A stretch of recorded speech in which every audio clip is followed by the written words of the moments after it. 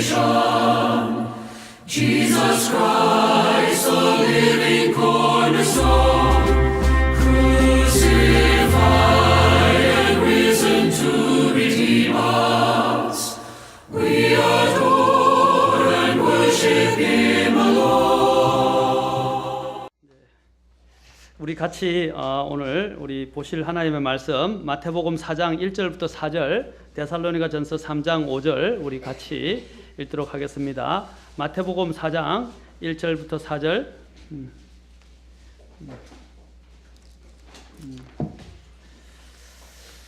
4장 1절부터 4절, 데살로니가전서 3장 5절 말씀 두 구절의 말씀을 우리 같이 함께 봉독하도록 하겠습니다. 다 찾으신 줄 알고 함께 봉독하겠습니다. 마태복음 4장 1절부터 4절까지. 자, 시작. 그때 예수님께서 성령의 인도를 받아 마귀에게 시험을 받으러 광야로 들어가사 밤낮으로 40일 동안 금식하시고 그 뒤에 줄이시니라. 그 시험하는 자가 그분께 나와 이르되 내가 만일 하나님의 아들이거든 명령하여 이 돌들이 빵이 되게 하라 하거늘 그분께서 응답하여 이르시되 기록된 바 사람이 빵으로만 살 것이 아니요 하나님의 입에서 나오는 모든 말씀으로 살 것이니라 하였느니라 하시더라. 데살로니가전서 3장 5절. 데살로니가전서 3장 5절.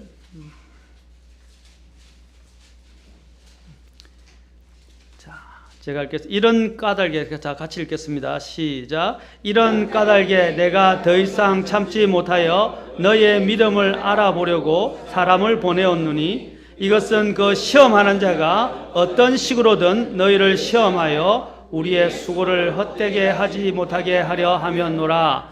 기도하겠습니다. 하나님 아버지, 오늘 이 자리 주님께서 또 마련해 주셨고 우리로 하여금 주의 말씀을 듣도록 또한 인도해 주셔서 감사합니다. 하나님, 오늘 이 자리에 성령께서 우리의 마음을 주관하시고 귀한 하나님의 말씀이 또 우리의 마음속에 맺히게 하시고 또 말씀에 따라 살아갈 수 있도록 함께 해주시기를 원합니다. 또 우리 무엇보다도 이 시간 최강 형제님을 또한 기억하면서 주님 함께 꼭 같이 나와서 말씀을 들을 수 있고 같이 경배할 수 있도록 하나님 몸을 인도해 주시고 건강을 회복시켜 주시옵소서. 특별히 만져 주시옵소서.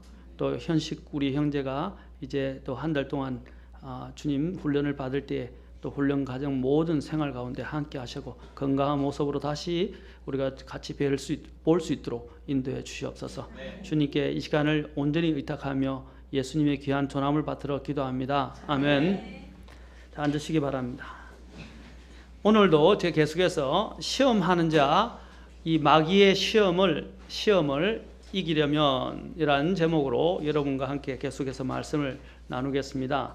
지난 시간에 제가 한번 읽어드렸지만 다시 한번 읽어드리고 싶어서 계속 읽어야 되겠다는 생각이 들어서 다시 말씀을 드리겠습니다.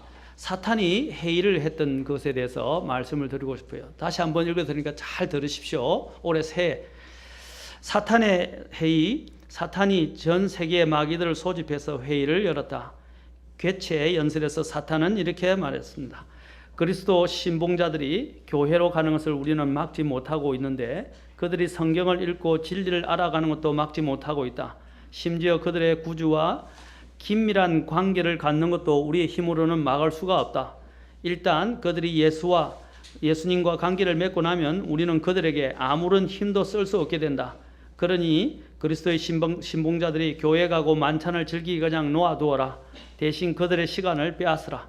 예수 그리스도와 긴밀한 관계를 형성할 수 있는 시간이 없도록 해라. 사탄의 말은 계속되었습니다. 내가 너에게 원하는 것은 바로 이것이다. 그들이 구주와 가까워지지 못하도록 방해하여라. 이때 보아 마귀들이 큰 소리로 질문을 던졌다. 그러기 위해서 우리가 어떻게 하면 됩니까? 사탄이 대답하기를 그들이 삶에서 그리 중요하지 않은 일들로 바쁘고 수많은 계획을 세워서 그것에 정신을 쏟도록 유인하여라. 소비하고 또 소비하도록 빌리고 또 빌리도록 그들을 유혹하여라. 부인들이 일에 많은 시간을 들이도록 유혹하여라. 남편들은 일주일 중 6일에서 7일 하루 중 10시간에서 12시간을 일에 바치도록 유혹하여라. 그래야 그들이 공허함을 느끼게 되고 자기 자녀들과 함께하는 시간을 낼 수 없도록 만들라. 그렇게 되면 얼마 못 가서 그들의 가정은 깨어지고 가정이 더 이상 피신처가 될 수 없을 것이다. 그들의 마음과 정신을 과도하게 자극하여 작고 여린 소리를 듣지 못하게 하여라. 운전할 때마다 라디오나 아이팟에 귀를 기울이도록 유인하여라. 집에서 TV나 DVD나 CD 그리고 컴퓨터에 계속 정신을 집중하게 하여라. 전 세계의 상점과 식당에선 비신앙적인 음악이 계속 흘러나오도록 하여라. 그러면 그들의 마음과 정신이 혼란해져서 구주와의 관계도 깨어지게 될 것이다. 사탄이 또 덧붙였습니다. 커피 테이블마다 세속적인 잡지와 신문을 쌓아두어라. 하루 24시간 내내 각종 뉴스와 자질구레한 소식들로 그들의 정신과 매 순간을 공격하여라. 헛된 희망을 갖게 하고 무료 상품을 제공하는 각종 광고지와 주문용 카탈로그, 오락성 게임, 무료 정보 등에 관한 각종 소식지로 그들의 우편함을 채워라. 늘씬하고 아름다운 여자들로 잡지와 TV를 장식함으로써 남편들이 외모를 최우선 순위에 두면서 아내에게 불만을 갖게 하여라. 부인들은 일에 너무 지쳐서 남편과의 사랑을 등한시하도록 유인하여라.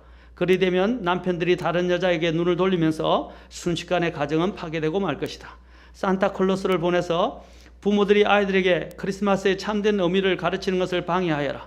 부활절에 관해서 죄와 죽음을 이긴 힘에 관해서 얘기할 틈이 없도록 부활절 특규를 이용하여라. 심한 여가 활동으로 녹초가 되게 하여라. 바빠서 정신을 못 차리도록 하여라. 영적 친교의 자리에서도 소문과 소소한 일상 화제에만 정신을 쏟도록 유인해서 그들이 양심의 가책을 느끼며 자리를 뜨게 하여라. 여러 가지 일들로 그들의 삶을 분주하게 하여 예수님의 도움과 힘을 구할 시간이 없게 하여라. 그렇게 되면 얼마 안 가서 그들은 자신의 능력만을 믿고 일하게 될 것이며 자신의 건강과 가족에게 안주하게 될 것이다. 반드시 그렇게 될 것이다. 이 얼마나 멋진 계획인가? 사탄에게서 멋진 방법과 수단을 듣게 된 마귀들은 전 세계의 그리스도 신봉자들이 더 바쁘게 되고 비그리스도인적인 것에 더 매진하여 이곳저곳을 방황하고 그들의 하나님이나 가족에게는 시간을 내지 못하며 삶을 변화시키는 예수님의 능력에 관하여 다른 사람들과 얘기할 시간이 없도록 유인하려는 열의를 가득 안고서 세상 곳곳으로 흩어졌다. 그러므로 우리는 하나님의 뜻을 따르고 실현시키는 사람이 되어야 한다. 그래서 제가 비지의 뜻에 대했습니다. 비지가 뭐라 그랬습니까? Being under Satan's yoke. 사탄의 굴레 아래, 그렇죠? 있게 되어지는 것이라고 했습니다. 그래서 사탄의 굴레 아래 있게 되는 것이 무엇입니까? 그냥 정신없게 만드는 거예요. 바쁘게 만드는 거예요. 그리고 정신을 딴 데 빼앗기게 만드는 것이고, 그걸로서 결국 가정이 파괴되고 우리의 믿음도 파괴되게 만드는 것이 마귀가 하는 가장 중요한 일입니다. 자, 그래서 지난 시간에 제가 마귀가 하는 여러 가지 일들에 대해서 살펴봤습니다. 마귀는 대표적인 이름이 tempter, 곧 유혹자라고 했습니다. 그렇죠? 유혹하는 자. 그래서 오늘 이게 다른 말로 시험하는 자라고 했어요. 마귀는 시험하는 자로 우리에게 다가온다는 사실입니다. 그러하여 어떻게 합니까? 하나님의 계획이 무산되게 만들고 불신자들을 못 믿게 연막작전을 펴고 신자들이 또한 믿음을 가지고 더 자라나서 하나님을 섬기지 못하도록 만드는 것이 마귀가 하는 것입니다. 그래서 이 마귀가 하는 일들을 우리는 잘 알아야 합니다. 그래서 사도 바울이 뭐라 그랬습니까? 우리가 마귀의 그 계략을 모르는 바가 아니다라고 했어요. 우리는 마귀의 이런 전략과 계략을 알아야 합니다. 알아야 그 마귀를 이길 수 있습니다. 그렇지 않습니까? 마귀의 시험은 우리를 넘어뜨리고 또 우리가 우리의 욕심에 미혹되도록 만들고 또 그러나 하나님의 시험은 우리를 축복해서 더 성장하게 만들기 위함이라는 사실을 알아야 합니다. 우리가 전에도 이야기했지만 제가 말씀드렸지만 욥기에서 마귀는 어떻게 한다고 했어요? 온 땅 지면을 두루 다니면서 뭡니까? 그 산길자를 찾아다닌다고 성경은 말하고 있고 특히 베드로전서 5장 8절에서는 마귀가 울부짖는 사자가 되어서 사자처럼 두루 이곳저곳 다니면서 삼킨다고 산길자를 찾는다고 말하고 있습니다. 여러분들이 바로 그 대상이 되지 않기를 바랍니다. 내가 그 대상이 되지를 않기를 바랍니다. 전에도 이야기했죠. 교회는요 참 이상해요. 전에도 말씀드렸지만 꼭 한 사람이 시험에 들면요 그 시험하는 사람이 이제 하나님의 말씀으로 치유가 되면 그 시험하는 영이 다른 사람에게 가요. 그리고 다른 사람이 동일한 이러한 형태의 원리는 똑같아요. 동일한 형태의 시험에 빠져 들어가는 걸 봅니다. 또 이 사람을 목회해서 또 해서 말씀으로 치유시키고 변화시키면 또 회복시키면 또 마귀가 또 약한 사람한테 가서 그 사람의 아킬레스건을 건드려서 그 사람들이 또 믿음에 나오지 못하요. 그래서 개연은 계속 돌아요. 그 마귀가 안 떠납니다. 계속 주위에서 맴돈다고요. 안 떠나면 어떻게 해요? 이제 포복하고 매진해 포복해서 어떻게 해요? 기다립니다. 때를 또 기다립니다. 먹잇감이 나타날 때까지 기다린다는 사실입니다. 이것이 바로 성경이 말하는 것입니다. 사도행전에서 우리가 보면 먼저 마귀가 어떻게 시험했습니까? 핍박하고 또 핍박했지만 사람들이 말을 듣지 않으니까 이제 다른 방법으로 이야기를 전략을 펴기 시작해서 두 번째 방법으로 어떻게 한다 그랬습니까? 아나니아와 삽비라를 통해서 어떻게 해요? 또한 교회 안에 부패와 오염이 들어오게 하고 하나님께 거짓말하게 하는 이런 일들이 일어나게 됩니다. 그리고 또한 그것이 안 되니까 사도행전 6장에 보니까 어떻게 해요? 가부들 사이에 이런 분파가 생기게 시작되고 또한 불평과 불만이 나오도록 터져 나오도록 만들게 되었습니다. 그래서 사도들이 아까 집사의 전신이었던 원시적인 형태의 섬기는 자들을 7명을 택해서 세우게 되는 것을 보게 됩니다. 그 중에 한 사람이 스데반이었죠. 그 다음에 또한 나중에는 사도행전 15장에는 교리적인 문제가 일어나게 만들어서 교회 안에서 시끄럽게 만들어지고 다른 교회와의 관계의 문제도 일어나게 됩니다. 그래서 예루살렘에서 회의를 하게 되고 그 적절한 대응 방법을 찾게 되었습니다. 자, 사탄이 이용하는 무기가 뭐였습니까? 아까도 얘기했지만 바쁘게 만든다는 것이었습니다. 그리고 사탄은 또 우리에게서 어떤 것을 사용합니까? 절망이라는 도구를 사용합니다. 사람들 마음속에 자꾸 절망하게 됩니다. 우리 여기 한 형제님이 철로역정을 다 읽어봤다고 저에게 말씀을 하시더라고요. 그걸 읽어보면서 재미있었고 또한 저에게 첫 번째 이제 있었던 부분을 이야기했어요. 마귀가 제일 먼저 시험하면서 복음 전도자를 통해서 크리스찬이 이제 순례의 길을 떠나게 될 때 하늘을 향하는 천성을 향한 순례의 길을 떠날 때 제일 먼저 한 게 뭐예요? 절망의 수렁에 빠지게 하는 거 아닙니까? 절망의 수렁에 빠져. 그래서 도움이라는 사람의 손길을 통해서 그가 구출을 받습니다. 하나님의 도움이죠. 그래서 그가 구출을 받게 됩니다. 그래서 제일 먼저 사용하는 게 절망이에요. 우리가 그리스도인으로서 이제 살려고 하면요, 자꾸 일이 생겨요. 우리가 구원받았기 때문에 하나님이 더 많이 역사하시고 더 많은 것을 주시고자 역사를 하시지만 그만큼 또 사탄이 그 사람의 마음속에서 믿음을 빼앗고 믿음을 파괴하려고 어떻게 해요? 그 사람에게 여러 가지 일들을 일으키고 사건을 일으킨다는 거예요. 전에도 이야기했죠. 우리 주변에 일어나는 것 중에 영적이지 않은 것이 하나도 없어요. 만약에 내가 주님 앞에서 이제 막 성경을 읽었는데 아이가 자지러지게 울어요. 갑자기 울지 않던 애가 자지러지게 울기 시작하는 거예요. 왜 그런지 아십니까? 물론 아이가 아플 수도 있지만 그런 것들을 누가 이용하느냐면 내가 하나님의 말씀에 집중하고 기도하지 못하도록 마귀가 그 아이를 통해서 사용한다는 겁니다. 이제 이런 부분에까지 우리가 볼 때는 그냥 아이가 운다 이렇게 생각할 수 있죠. 마귀가 그런 걸 사용할 수 있다는 것을 기억하셔야 돼요. 심지어는 내 아내를 이용해서 나를 자극하고 내 남편을 이용해서 내 자녀들을 자극해서 내가 하나님 앞에 집중하지 못하도록 마귀는 이 모든 상황을 사용할 수 있다는 사실을 기억하시고 심지어는 사람들조차도 사용할 수 있다는 것을 나중에 보게 될 것입니다. 사람들조차 사용합니다. 환경을 사용하기도 하고 그 사람의 직접 몸을 건들기도 하지만 또한 다른 사람들을 이용해서 나로 하여금 하나님 앞에 나아가지 못하도록 사탄이 공격할 수 있다는 것을 기억하셔야 됩니다.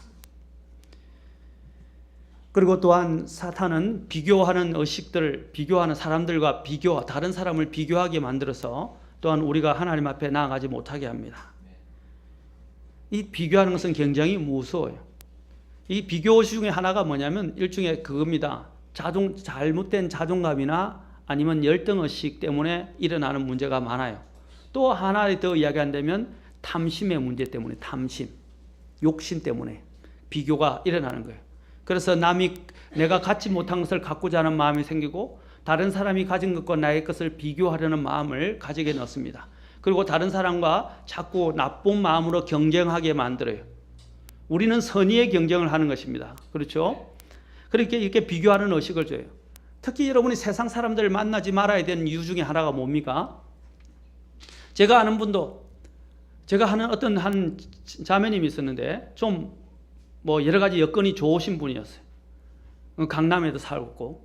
그런데 강남에 가서 제가 그 강남으로 이사하지 말고 교회 근처로 이사하십시오 라고 말씀을 드렸고, 또 강남에 가서라도 그 강남에서 주변에 있는 그 옆에 있는 많은 다른 사람들 가급적이면 많이 만나지 마십시오 했는데, 그 모임에 계속 참여해가지고 와가지고 시험에 들어오는 거예요. 뭐냐면 다 잘 사니까 전부 다 부동산 이야기, 가구 이야기, 자동차 이야기, 교육 이야기, 전부 그런 이야기밖에 없는 거예요.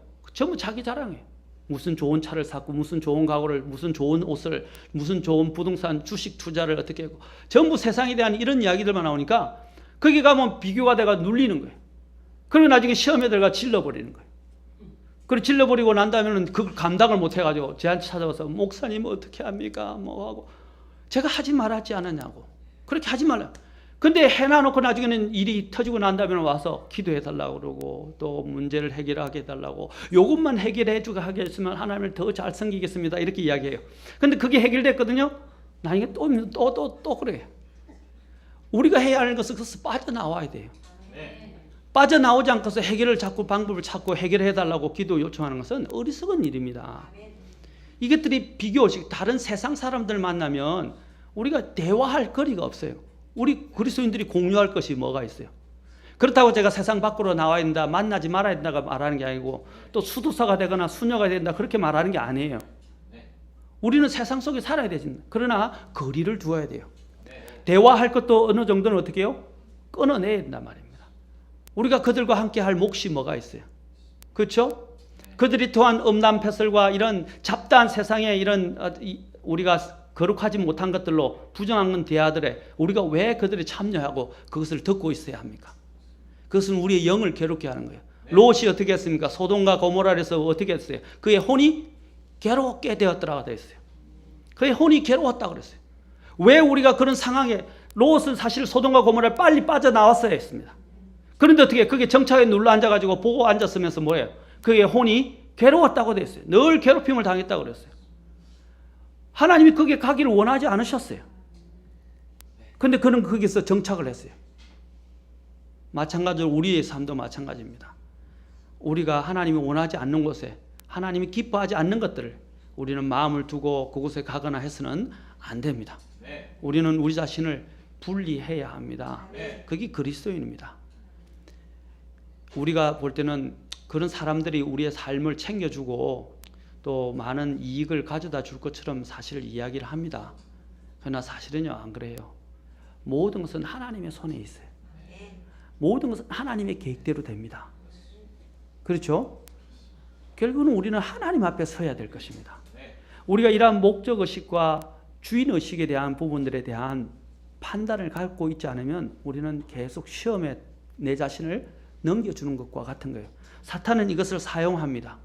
그리고 또 사탄은 의심과 불신을 우리에게 조장합니다. 의심을 넣어주고 또 사람들 사이의 불신, 하나님에 대한 불신을 자꾸 갖게 만듭니다. 사탄은 또한 거짓말을 사용합니다. 그렇죠? 사탄의 이름이 뭐라 했어요? 사탄은 거짓의 압이라고 하셨어요, 하나님께서. 그리고 그는 살인자라고 하셨습니다. 아합 왕과 미가야 대언자가 있었을 때 아합 왕을 하나님께서 그를 멸하시고 그를 심판하시기 위해서 하나님이 어떻게 하셨어요? 거짓말하는 영을 보내시겠다고 하셨어요. 이게 하나님이 보내신 게 아니고 그 거짓말하는 영을 허락하셔서 그 아합을 유혹하게 한 것입니다. 그래서 그 아합이 어떻게 됩니까? 참된 대언자의 말을 믿지 않고 거짓말하는 영을 가지고 있는 그 대언자의 말을 믿고 하나님의 대언을 밀어내버리고, 그렇죠? 불순종해서 결국에는 그가 여러 가지 참담한 이제 일을 겪게 되는 것입니다. 이게 사탄이 하는 거예요. 여러분 특히 열왕기상에 보면 22장에 잘 나와 있습니다. 이 아합을 한번 읽어보십시오. 그러면 어떻게 하나님이 거짓말하는 영을 보내서 아합으로 하여금 그것을 믿고 결국 멸망의 길로 가게 만드는지를 우리는 보게 된다는 것입니다. 이러한 악한 영들이 우리 주변에 있다는 것을 기억하시면, 우리가 우리의 길을 고집하고 우리가 하나님의 것들을 자꾸 추구하지 않으면 하나님이 어떻게 하신다고요? 하나님이 어떻게 하신다고요? 거짓말하는 영을 보내거나 유혹하는 영들을 보내서 우리로 하여금 그것을 그냥 쫓아가게 만드는 거라고 말씀드렸습니다. 그래서 데살로니가 후서에서 제가 말씀드렸죠. 데살로니가 후서 2장으로 잠깐 타서 우리 잠깐 봅시다. 데살로니가 후서 2장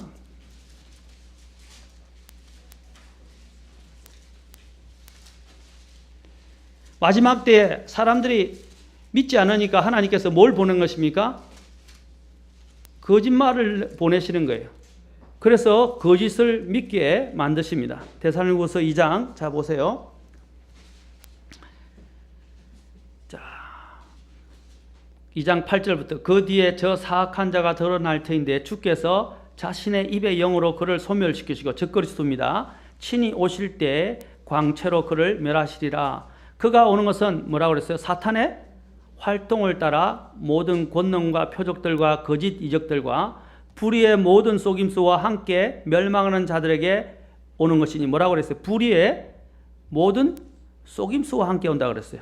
어떤 사람들에게? 멸망하는 자들에게.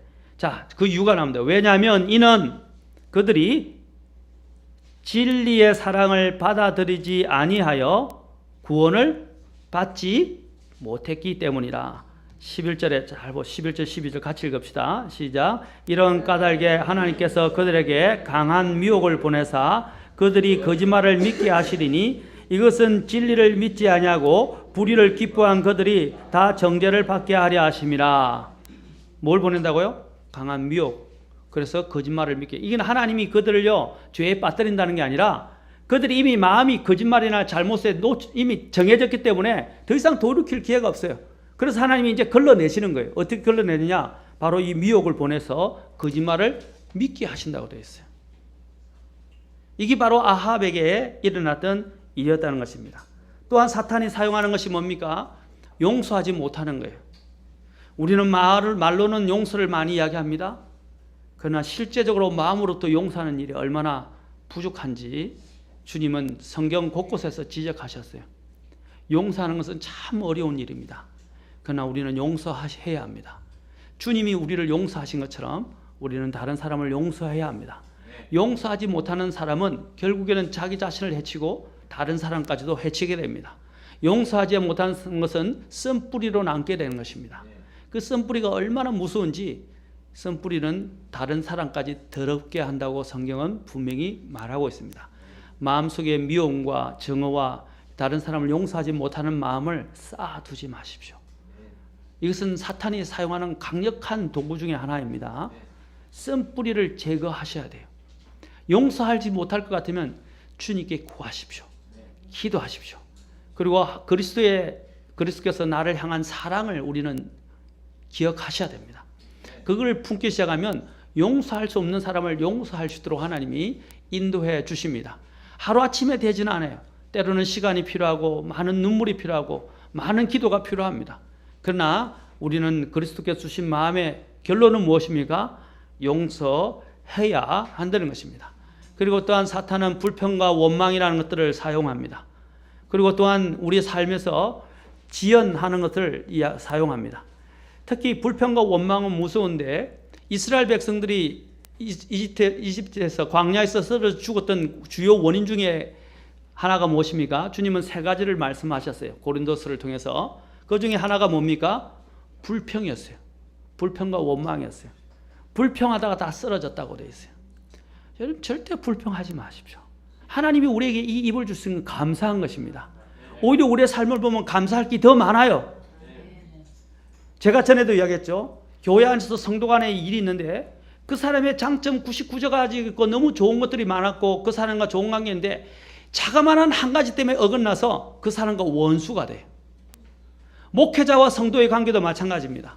목사님과 성도의 관계에서 목사님이 해오신 99가지라 정말 좋은 것들이 많은데 한 가지 때문에 걸려 넘어져서 목사님은 설교도 못 듣고요. 또 목사님에 대해서 대적하고 목사님을 배척하고 또 목사님을 이제 설교도 안 들어서 결국에는 시험거리에 빠진다.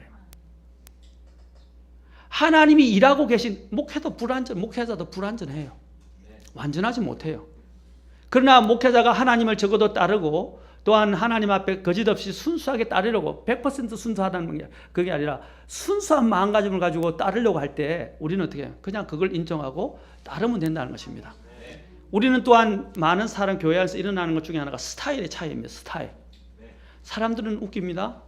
장군 멍군 하듯이요. 이제 우리가 얘기하면 구간이 명간이다 이런 말을 하는데 그거 참 위험한 말입니다. 구간이 있을 때는요. 구간 때문에 막 불평하다고요. 새로운 사람이 오잖아요. 새로운 신간이 오잖아요. 그렇죠? 새로운 사람이 부임을 하면 어떻게 하는지 아세요? 처음엔 좋다고 이야기하다가 나중에 이제 어려움이 생기면 뭐냐면 옛날이 좋았는데, 옛날 그분이 더 좋았는데 이렇게 이야기한다고요. 사람의 마음이 갈대와 같아요. 여러분 특히 목회자와의 관계에서 그런 일들이 많이 일어납니다. 특히 앞에 있었던 선임 목사님과 후임 목사님이 오게 될 때 교회 안에 시험이 참 많이 들어요. 그런데 감사하게도 저희 교회는 그런 시험거리들이 좀 거의 없었어요. 하나님께 참 감사하고 여러분이 마음으로 열고 또 열심으로 또 이렇게 같이 섬겨줘서 하나님 앞에 감사한데, 실제로 이 우리 성서침례교회 안에서도 새로운 목사님과 후임 목사님 때문에 일어난 교회 파당이 크게 일어난 경우도 많아요. 그리고 실제로 전쟁까지 일어났어요. 목사님 사이에. 유명한 이야기가 있으면 제가 그냥 밝혀드리고 싶지는 않습니다. 그래서 교회가 엉망이 된 경우도 있고 성도들이 다 시험에 들고요. 많은 성도들이 교회를 나가버리고. 우리는 그런 문제를 가져서는 안 됩니다. 사람들이 이 스타일을 가지고 불평하지 마십시오. 목회자는 누가 주는 것이냐면 하나님이 주시는 거예요. 그리고 그 목회자가 월권 행위를 하게 되면 누가 심판하시는 겁니까? 하나님이 하십니다. 물론 내가 그것을 볼 때 이것은 정말 교리적으로도 또 불법적인 것들이 있다 그러면 그냥 조용히 분리하면 돼요. 그래서 성경적으로 하는 교회에 같이 가서 가담을 하면 됩니다. 싸우면 안 됩니다. 싸워서는 절대로 이 싸움이 있어서는 안 돼요. 누가 세웠다고 여겼죠? 그러면 누가 폐위시키죠? 그게 다윗이 사울에 대한 마음이었어요. 다윗이 사울에 대해서 어떻게 했습니까? 하나님의 기름 부음 받자. 물론 목회자는 특별히 더 하나님이 또 하나님 사람이기도 하지만 그런 구약적인 의미에서 기름 부음 받자는 하나님이 성령께서 세웠거든요. 그러면 그 사람이 월권 행위하면 하나님이 다루실 거라 이 말입니다. 그리고 또 두세 사람의 정인이 분명하게 있어서 두세 사람의 정인이 하나님의 법에 따라서 움직이고 그것이 안 되면 하나님께 맡기라 이 말입니다.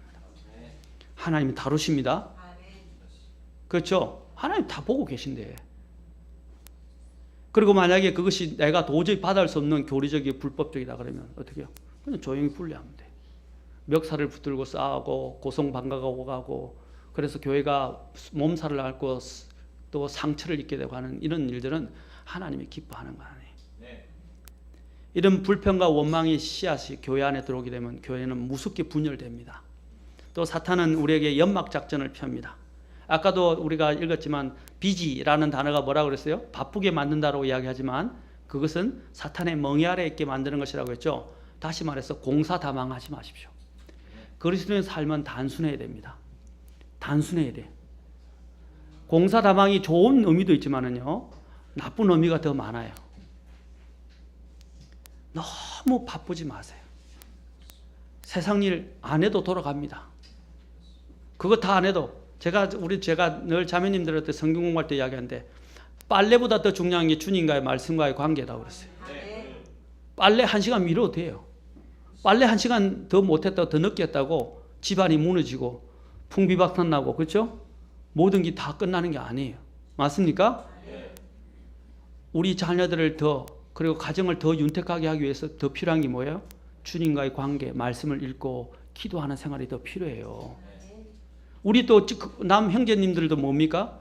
직장에서 일하는 거, 또 여러 가지 막 사업을 해서 바쁜 것도 좋지만 더 중요한 게 뭐예요? 주님과의 관계 아닙니까? 아까 뭐라 해서 주님과의 관계를 해치려게 하라 하는 것이 사탄의 전략 중에 하나라고 이야기했잖아요. 여러분이 주님과의 관계 안 하면 오래 못 견딥니다. 견디는 힘이 없게 돼요. 왜냐하면 뿌리가 없기 때문에 폭풍과 몰아치면 어떻게 해요? 뿌리가 없으니까 어떻게 해요? 금방 넘어진다는 말입니다. 그리고 금방 꺾이게 된다는 거예요. 그러나 뿌리가 깊이 있는 것은 바람이 불어도요, 웬만해서는 넘어지지 않습니다. 그렇죠? 더 깊이 뿌리를 내릴수록 어떻게 합니까? 물가에 심은 나무처럼. 그렇죠? 물가에 심은 나무에 살 때 시편에서 뭐라고 그랬습니까? 3절에서는 물가에 심은 나무와 같다고 했는데 2절에서 뭐라 했어요? 주의 율법을 주야로 묵상하는도다. 그리고 주의 법을 기뻐한다고 그랬어요. 하나님의 관계보다 더 우선시 되는 건 없습니다. 맞습니까? 올해 여러분들이 저는 일독하는 분이 더 많아지기를 바라고, 전에 김영 목사님이 설교하시는 거 있죠. 뭐라고 그랬어요? 성경을 계속해서 열심히 일독 이상 하면서 읽는 사람들 중에서 제대로 잘못되는 사람은 없다. 모임에 열심히 나오는 사람들 중에서 그렇게 잘못된 사람은 없다는 거죠. 그것은 그 사람이 주님을 사랑한다는 겁니다. 행위를 이야기하는 게 아니라 그 행위를 통해서 자신이 주님을 사랑함을 입증하는 거라는 겁니다. 그래서 공사다망하지 마시고 가장 중요한 주님과의 관계를 최우선시로 오래 삼으시기 바랍니다. 아멘. 벌써부터 오늘 여기 보십시오. 첫 주부터 벌써부터 보십시오. 주님 앞에 가졌던 결심이 깨지고 첫 주부터 또 여기 빠지게 되고 하는 사람들도 계시잖아요. 우리는 주님을 사랑한다면서 주님에 대해서 자신이 드려야 될 것들을 드리지 않으면서 주님을 사랑한다고 이야기하는 것은 어불성설입니다. 우리의 삶의 우선순위를 바꾸지 마십시오. 이래야 그리스도인의 삶이 정선이 됩니다. 하루가 지나면 모르죠. 이틀이 지나가면 몰라요. 여러분 제가 이야기할 때 제가 늘 이야기하죠. 영어를 공부 잘하는 방법이 뭐냐? 사람들이 저한테 묻기도 해요. 저도 영어를 잘하는 건 아닙니다. 그런데 제가 항상 이야기하는 영어 속담을 읽어줍니다. There is no lawyer to learn English. 영어를 배우는 데는 왕도가 없다. 열심히 하는 사람이. 그런데 우리가 뭡니까? 공부 안 하고 공부 잘하기를 기도하고 공부 안 하고 성과가 좋기를 기도한다는 것은 그것은 잘못된 거예요. 영어를 잘하는 방법은 공부하는 거예요. 그런데 공부를 어떻게 하는 것입니까? 꾸준히 매일 하는 거예요. 처음에 30분씩 공부할 때는 효과가 없는 것처럼 보지만 1년만 지나 보십시오. 효과가 나타나기 시작하면 1년 뒤부터는 효과가 나타나기 시작합니다. 맞습니까? 성경 읽는 것도 마찬가지예요. 성경을 읽고 묵상하는 것들이 하루 이틀 가지고는 안 돼요. 1년이 한번 지나보세요. 여러분이 영혼이 살쪄 있는 것을 느끼게 돼요. 제 말이 거짓말인지 한번 확인해 보세요. 내 영혼이 풍성해지고 하나님에 대한 믿음의 뿌리가 깊게 뿌리가 내려가고 뿌리가 커가다는 것을 느끼게 됩니다. 하나님과의 관계도 마찬가지예요. 하나님 관계를 우선시하는 것들을 절대로 여러분 바꾸지 마시기 바랍니다. 그럼 마귀를 어떻게 대적해야 합니까? 오늘 마귀를 대적하는 방법에 대해서 주님은 또한 마태복음 4장에서 우리에게 보여주셨어요. 마귀를 어떻게 대적합니까? 첫째 예수님께서는 세 가지를 가지고 우리에게 보여주시고 나중에 제가 야고보서를 가지고 또 같이 함께 보겠습니다만은 오늘 주님에서 이 시험을 이기는 방법 오늘 마태복음을 통해서 보았죠. 첫째는 예수님께서 어떻게 하셨어요? 주님과 함께 40일 금식 하시면서 광야에서 시험을 받은 주님과 함께 계셨습니다. 홀로. 주님과 홀로 함께 시간을 보냈어요. 그게 나중에 마귀가 40일 줄인 주님께 나와서 시험을 할 때 이기게 된 비결 중에 하나입니다. 주님과 홀로 시간을 보내는 것. 여러분도 만약 하나님과 함께 홀로 시간을 보내십시오. 골방이 필요하고 다른 사람들의 방해를 받지 않는 곳에서 주의 말씀을 읽고 기도하는 이런 골방의 시간이 필요합니다. 아멘? 그렇지 않습니까? 안 되면 새벽에 일어나서 주의 말씀 보세요. 새벽에 나는 새벽형이 아니다. 그러면 다 재워놓고 잠을 조금 30분 덜 자더라도 말씀 읽고 기도하세요. 안 되면 어떻게 하라고요?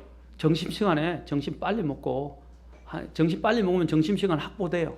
제가 직장 다닐 때 그렇게 했어요. 기획실에 있을 때 30분 동안 열심히 기도하면서 성경 읽어요. 20분 만에 식사 다 해요. 그렇죠? 이제 식사하는데 왜 시간이 많이 가냐면 무슨 식당을 찾아갈까, 이 식당 갔다 저 식당 갔다 무슨 메뉴를 먹을까. 물론 이 음식 먹는 것도 참 골칫거리입니다. 뭘 먹어야 될까 하는 것도. 그렇죠? 어떤 식당을 찾아갈까. 그러다가 시간이 10분 15분 흘러가요. 그러지 말고 차라리 도시락 싸다 했어요. 그러면 고민을 안 해요. 그렇죠? 아니 싸가든지 아니면 딱 정해놓고 밥집이 이렇게 돌아가면서 하는 데가 있거든요. 그냥 정해놓고 가서 밥을 먹으면 됩니다. 그러면 시간이 확보돼요. 제가 한 일례를 보여주는 겁니다. 주님과 시간을 확보하는 것에 대해서. 그 다음에 주님은 어떻게 하셨습니까? 두 번째 보면 성령님에 의해서 인도함을 받았습니다. 성령님의 인도를 받았어요. 내 육에 의해서 이끌리거나 내 정욕이나 내 생각에 이끌림을 받으면 안 돼요. 아까 나중에 다음 우리가 보겠지만 내 생각을 통제하려고 달려들고 내 마음을 통제하려고 달려드는 것이 바로 마귀입니다. 우리는 성령님에 의해서 인도함을 받아야 합니다. 성령님은 어떻게 역사하십니까? 우리의 직관이나 또한 양심을 통해서 역사하시지만 더욱더 더 중요한 것은 말씀을 통해서 역사하십니다. 그래서 내가 말씀을 자꾸 읽어야 되고 묵상해야 되고 암송해야 돼요. 아멘? 말씀을 암송하셔야 돼요. 그리고 나중에는 그 말씀을 가지고 행하는 훈련을 해야 합니다. 성령님의 인도를 받는 것들을 이런 명심하셔야 돼요. 그 다음에 세 번째로 주님은 어떻게 하셨습니까? 아까도 얘기했지만 주님은 철저히 성경을 신뢰하시고 성경을 철저히 암송하셨습니다. 마귀가 들고 올 때 어떻게 했다고 했습니까? 예수님께서 첫 사역을 하실 때 뭘 하셨어요? 이사야서 말씀을 펴시면서 해당에서 읽으셨어요. 주님이 제일 먼저 사역할 때 뭐 하다고요? 해당에서 성경을 펼치셨어요. 주님이 광야에서 시험을 받을 때 어떻게 했습니까? 마귀가 기록되었을 때라고 하나님 말씀을 갖고 있어요. 그런데 그 사실은 반쪽짜리 말씀이었어요.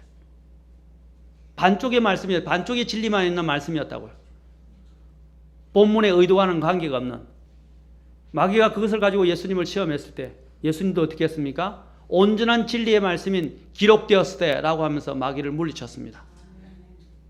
하나님의 말씀에 능해야 돼요. 지식에 능한 게 아니고 하나님의 말씀에 능해야 여러분이 마귀의 그 괴기를 우리가 알아내고 우리가 그를 물리칠 수 있는 것입니다. 그렇죠? 우리 주님께서 어떻게 마귀를 물리쳤어요? 하나님의 말씀으로 물리쳤어요. 우리는 또한 에베소서 6장 11절 13절에 보면 마귀를 이기는 비결을 또 이야기합니다. 이제부터 마귀를 이기는 비결 우리 주님과 하기 때문에 구체적으로 성경에서 이제 이야기하는 부분을 봅시다. 우리 주님이 어떻게 했다가 첫째 하나님과 함께 홀로 있는 시간을 보냈어요. 두 번째는 어떻게 했다고요? 성령님의 인도를 받았고 세 번째는 성경을 철저히 신뢰하고 그렇죠? 암송하고 그렇죠? 그걸 적용하셨습니다. 자, 그러면 다른 성경 구절이 말하는 걸 보겠습니다. 에베소서 6장입니다. 에베소서 6장 11절에서 13절 여기서는 하나님께서 하나님의 이 전신갑주에 대해서 말을 합니다. 하나님의 전신갑주에 대해서 이야기하는데 자 11절부터 13절에 그 전신갑주와 관련해서 먼저 우리가 구비해야 될 자세에 대해서 이야기를 하는데 자 보세요. 12절 11절부터 13절까지 10절부터 자 끝으로 내 형제들아 뭐라 그랬어요? 주 안에서와 그분의 강력한 권능 안에서 강건한 자가 되라. 어디 안에서 강해져라고요? 예, 여기 보면 분명히 be strong이라고 되어 있어요. be strong. 자, 주님 안에서 강해져라 그래 있습니다. 우리가 어디 있을 때 강해집니까? 주님 안에서. 두 번째는 어디 있어요? 주님의 권능을 안에서 강한 자가 되어라 라고 되어 있어요. 강해져라. 우리가 주님 안에 있어야 돼요. 주님 안에 있다는 말은 뭡니까? 그냥 단지 믿는다는 뜻을 말하는 게 아닙니다. 주님과 아까 이야기했죠. 밀접한 관계가 계속 형성이 돼야 돼요. 그 안에서 강해져라고 되어 있어요. Be strong. 강해져라 이 말입니다. 그래야 마귀를 전신갑주를 입어드는데 내가 강하지 않은데 내가 사기가 충천이 안 돼 있고 내 안에 두려움이 있는데 갑옷을 입은들 무슨 소용이 있어요? 그렇지 않습니까? 내가 주님과 분명한 자신감을 갖고 나는 이길 수 있고 하나님이 나와 함께 한다는 믿음을 갖고 전신갑주를 입고 대항을 해야 되지 않습니까? 그래서 먼저 주 안에서와 그분의 강력한 권능 안에서 강건하라 라고 말합니다. 그 다음에 뭐라 그랬어요? 그 전쟁이 어떤 전쟁인지를 이야기하면 12절에 우리는 살과 피와 맞붙어 싸우지 않아요. 혈과 육의 싸움이 아니라는 거죠. 눈에 보이는 싸움이 아니라는 것입니다. 뭐라 그랬습니까? 정사들과 권능들과 이 세상 어둠의 치리자들과 높은 처소들이 있는 뭐라고 해요? 영적 사악함과 맞붙어 싸우느니라. 영적 사악함이라고 됐어요. 여기 있는 정사는요 그냥 정사가 아닙니다. 여러분 여기서 이 정사 권능들 이 말은 무슨 뜻입니까? principality라는 말은 우리가 이제 정부를 구성하고 있는 안에 있는 그 일들 관여하는 사람들 고위 관직자들을 생각하면 돼요.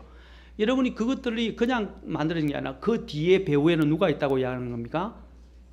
예, 악한 영들이 그 배후에서 그것을 지배하고 있어요.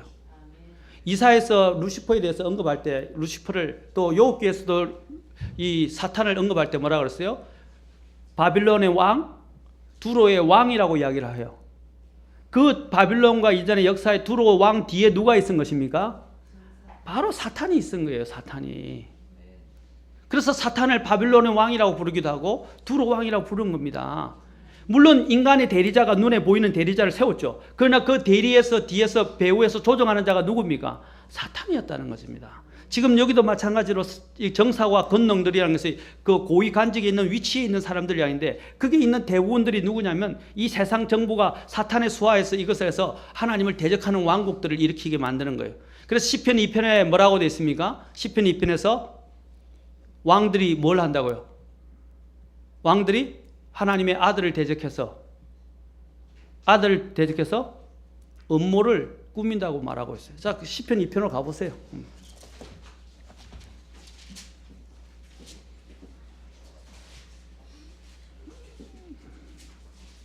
시편 2편에 보십시오. 2편 1절에 어찌하여 이교도들이 경노하며 백성이 헛된 일을 꾀하는가. 그리고 땅의 왕들이 스스로 나서며 치리자들이 함께 언론하여 주와 그분의 기름 부음 받은 자를 대적하며 이르기를 이라고 되어 있죠. 어떻게 하는데 땅의 왕들과 이교도들이 경노해서 헛된 일을 꾀하고 또 언론해서 주의 기름 부음 받은 곧 메시아이신 주님을 대적하게 된다 이 말입니다. 이 일들을 누가 하는 거예요? 사탄이 뒤에서 사주하는 거예요. 정사들과 이 권능들과 이 세상의 어둠의 치리자들, 높은 처소들에 앉아있는 이 영적 사악함과 맞붙어 싸우는 싸움이 뭐라고요? 우리가 싸우는 보이지 않는 영적 전쟁이다 이 말입니다. 아멘? 네. 여러분이 지금 다른 사람과 이런 관계가 그냥 일어나는 관계가 아니라 그 배후에는 뭐가 있다고요? 항상? 사탄이 역사하는 거예요. 물론 하나님이 허락하신 범위 내에서 하지만 사탄이 역사하는 거예요. 욥에게 일어난 일들이 뭐 때문에 일어났어요? 욥이 처음에 어떻게 했어요? 집에 무너져가지고 바람에 의해서 무너져서 가축과 종들이 죽었죠. 누가 했다고 돼 있어요? 그걸? 사탄이 그런 일, 불행한 일을 일으켜요. 그 다음에는 어떻게 해요? 자녀들이 죽게 만들죠.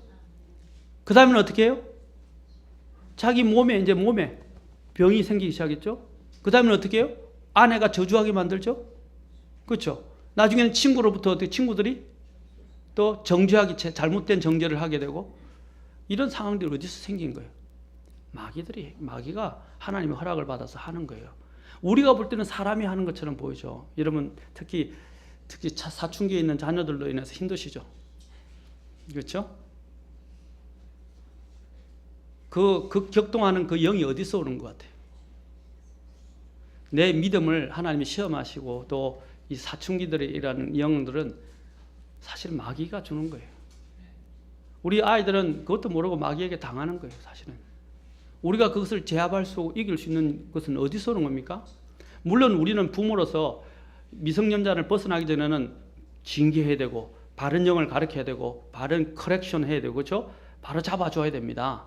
그렇죠? 그리고 사랑해주고 칭찬도 해줘야 되지만 그러나 그 영 배후에 있는 것을 부추기고 자극하고 자꾸 이렇게 격동시키는 것이 뭐예요? 마귀가 하는 거예요. 그러면 부모가 해야 될 가장 중요한 일은 뭡니까? 기도하는 겁니다. 아멘? 나중에 기도 나와요. 일어나는 일들이 그냥 만들어지는 일이 아니다 말입니다. 그런데 우리는 기도를 하지 않고 막 다른 데서 해답을 찾으려고 그래요. 막 이쪽 가서 상담을 구하고 저쪽 가서 찾아보고 또 이쪽 가서 해결하는데 가장 중요한 것은 하나님 앞에 무릎 꿇고 기도하는 거예요. 아멘. 혹시 그 아이가 잘못해서 밖으로 나갈 수 잘못된 길로 갈 수도 있어요. 그러나 기도의 힘은 그 아이를 돌아서게 만듭니다. 아멘. 우리는 그렇게 바꿔야 돼요. 일어나는 일들을 자꾸 인간의 눈으로 해석하고 인간의 방법을 찾으려 하지 말고 우리가 제일 먼저 해야 되는 마귀와의 싸움에서 해야 되는 기도하는 거예요. 그래서 주님이 뭐라 했습니까? 너희가 시험에 빠지지 않게 깨어 기도하라 그랬어요. 그래서 너희가 기도하기를 우리를 뭡니까? 시험에 들게 하지 마옵시고 유혹에 빠지지 말게 하옵시고 다만 어떻게 해요? 악에서 건지시옵소서라고 기도하라고 하셨어요. 기도해야 합니다. 영적인 일들은 영적으로 풀어야 돼요. 인간적인 방법으로 먼저 해답을 또 다른 사람들을 다른 수단과 방법을 찾으려 하지 말고 무릎을 꿇으십시오. 내가 용서 못하는 것도 마찬가지입니다. 무릎을 꿇기 시작하십시오. 하나님 저 사람을 고쳐주십시오. 저 사람을 변화시켜 주십시오. 하는데 하나님이 어떻게 하시는지 아닙니까?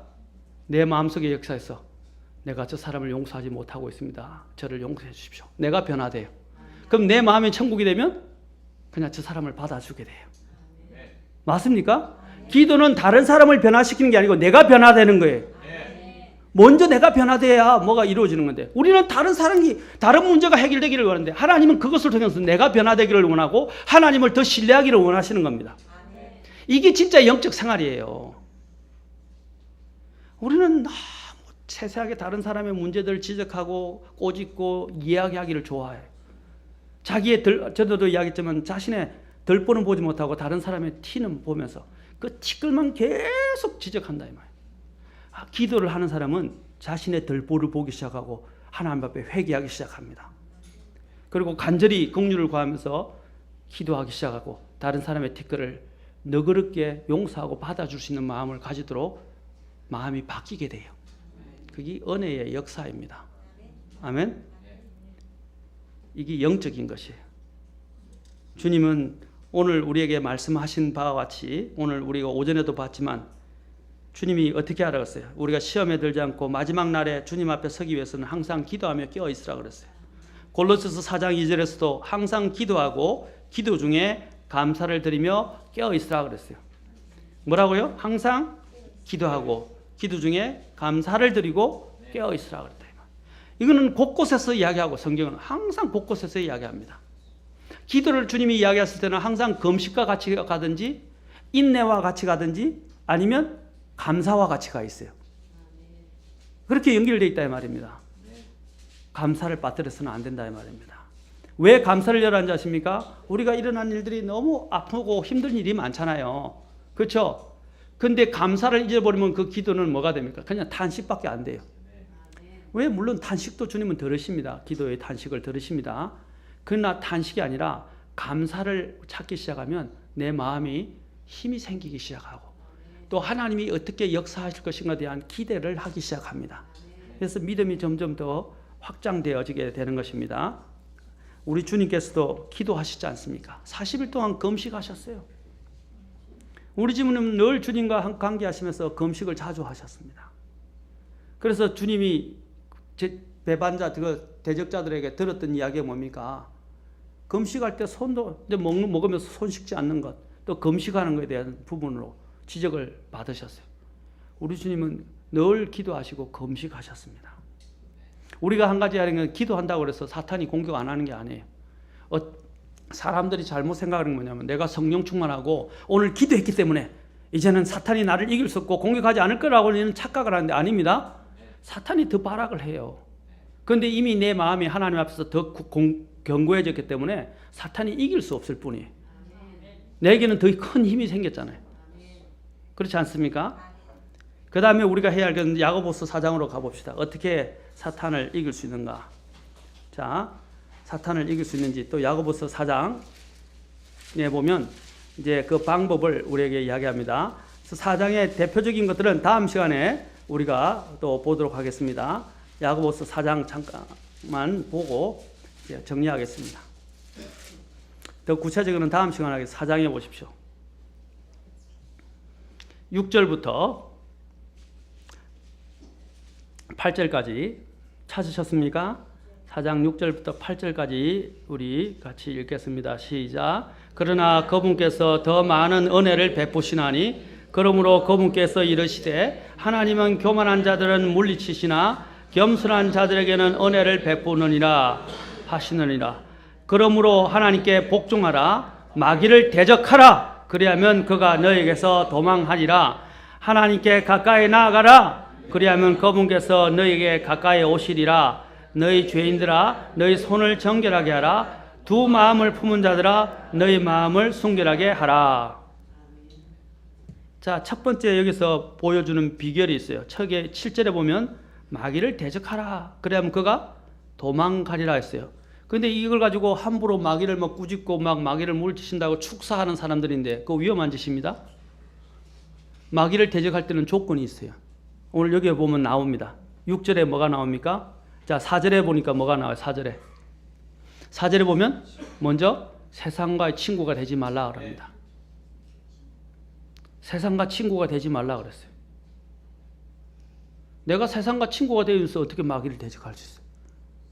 그거는 뭐냐면 나무칼을 들고 전쟁에 나가는 것과 같은 거예요. 무딘 칼을 가지고 뭔가를 자르겠다고 이야기하는 것과 같은 것입니다. 무딘 도끼 가지고 백날 나무를 찧어봐야 나무가 깨집니까? 안 쪼개져요. 맞습니까? 그와 같은 거예요. 여기서 중요한 것은 세상과 친구가 먼저 되지 마라. 세상과 분리돼야 돼. 그 다음에 두 번째가 무엇입니까? 두 번째 6절에 겸손입니다. 겸손. 겸손하라 그래 있잖아요. 자, 6절 보시오. 그러나 그분께서 더 많은 은혜를 베푸시나니 그러므로 그분께서 이르시되 하나님은 교만한 자들은 물리치시나 겸손한 자들에게는 은혜를 베푸느니라. 이 겸손은 아무리 강조해도 지나치지 않습니다. 우리 교회 안에서 제일 중요한 게 뭐냐면 다른 사람을 나보다 낫게 여기는 거예요. 그것이 바로 빌립보서에서 뭐라고 했습니까? 그리스도 예수님 안에도 있던 마음이라고 그랬습니다. 예수님 안에도 있던 마음이었다 이 말입니다. 자, 오늘 이 겸손만 하고 제가 마무리하고 다음 시간에 계속 하도록 하겠습니다. 자, 겸손과 관련해서 우리가 빌립보서 잠깐 가서 보고 로마서를 잠깐 보도록 하겠습니다. 빌립보서 자, 빌립보서 2장에 보시면 이제 주님께서 보여주신 마음이 어떤 것인지를 이야기합니다. 우리가 자꾸 문제가 일어나는 이유가 뭔지 아십니까? 내가 더 똑똑하고 내가 더 잘났고 내가 더 대단하다는 생각에서 오는 거예요. 내 판단과 내 생각이 더 다른 사람보다 더 월등하고 뛰어나고 더 올바르다는 생각에서 나오는 것입니다. 자, 빌립보서 2장 자, 2절에서 교회 안에서 추구해야 될 것이 무엇입니까? 겸손을 통해서 하나가 되는 것을 지금 말하고 있는데 자, 2절부터 보세요. 너희는 같은 생각을 품고 같은 사랑을 가지며 한 마음과 한 생각이 되어 내 기쁨을 성취하라. 어떤 일도 다툼이나 헛된 영광으로 하지 말고 뭐라고요? 오직 겸손한 생각으로 각각 자기보다 남을 더 낫게 여기며 4절 각 사람이 자기 일들만 돌아보지 말고 각 사람이 남의 일들도 돌아보라. 5절 너희 안에 이 생각을 품을지니 그리스도 예수님 안에도 있던 생각이라. 예수님 안에 있던 생각이 뭐예요? 예수님이 자기를 비우신 거 아닙니까? 맞습니까? 조개의 형체를 치우시고 무명한 자가 되시고 사람의 모습이 되신 것을 이야기했어요. 그리고 자기를 낮추시고 죽기까지 복종하시다 8절에서 이야기하고 있어요. 이게 주님 안에 있었던 생각이었다 이 말입니다. 주님이 허리에 수건을 두르시고 제자들의 발을 씻기는 이유가 뭡니까? 섬기는 거 아닙니까? 그리고 겸손하고 다른 사람을 나보다 낫게 여기는 것입니다. 우리는 그런 마음을 가져야 돼요. 다른 사람을 대할 때 내가 더 뛰어나다고 사람들을 막 힐난하고 비난하고 우리 교회 안은 그런 게 없으면 좋겠어요. 자꾸 다른 사람을 정죄하고 그 사람이 할 거는 그 사람이 주님과 결정하고 그 사람과 주님과 나중에 심판을 받을 것입니다. 그렇죠? 내가 심판하는 자가 아니에요. 내가 해야 할 일은 그냥 존중하고 그 사람이 그렇게 하도록 놔두세요. 목회자가 필요하다면 이야기할 것이고 그렇지 않으면 나는 기도하세요. 그 사람이 잘못된 것을 생각한다. 난 그냥 온유한 마음으로 바로 잡아주라고 그랬어요. 그리고 내가 또 그런 것들에 빠지지 않도록 내 자신을 어떻게 해요? 하나의 교훈으로 삼아야 된다. 이 말이에요. 그게 성경적인 방법이에요. 근데 왜 우리는 다른 사람에게서 그렇게 간섭을 많이 하십니까? 왜 다른 사람이 잘하고 못하는 것에 대해서 자꾸 이야기를 하십니까? 목회자들은 양을 치기 때문에 양의 이런 것들을 고치기 위해서 책망도 하고 경고도 하지만 여러분들끼리는 그러지 마십시오. 목회자가 만약에 자기가 우쭐한 마음으로 그렇게 한다면 목회자가 잘못된 거예요. 저는 그런 마음으로 한 적이 없습니다. 저는 하나님의 진심의 양을 바로 잡아주기 위해서 그렇게 한 것이지 그렇게 한 적이 없어요. 때로는 오해를 많이 받습니다. 그래서 목회자 자리가 어려워요. 어떤 사람은 이렇게 하면 이렇게 해준다고 또 어떤 사람은 좋아하지만 어떤 사람은 또 똑같이 해줘도 또 이상한 자기한테는 다른 말을 해요. 왜냐하면 사람들이 보는 거, 느끼는 거, 판단하는 게 다 다르기 때문에 우리는 무엇보다도 겸손해야 합니다. 아까 여기서 이야기한 것처럼 뭐래요? 오직 겸손한 생각으로 각각 자기보다 남을 더 낮게 여기고 헛된 영광이나 다툼으로 어떤 일도 하지 말라 그랬어요. 그리고 로마서에서도 이 겸손의 문제를 우리에게 이야기해 주고 있습니다. 12장 16절. 자, 이것만 읽으면 이제 오늘 끝내겠습니다. 12장 16절 로마서.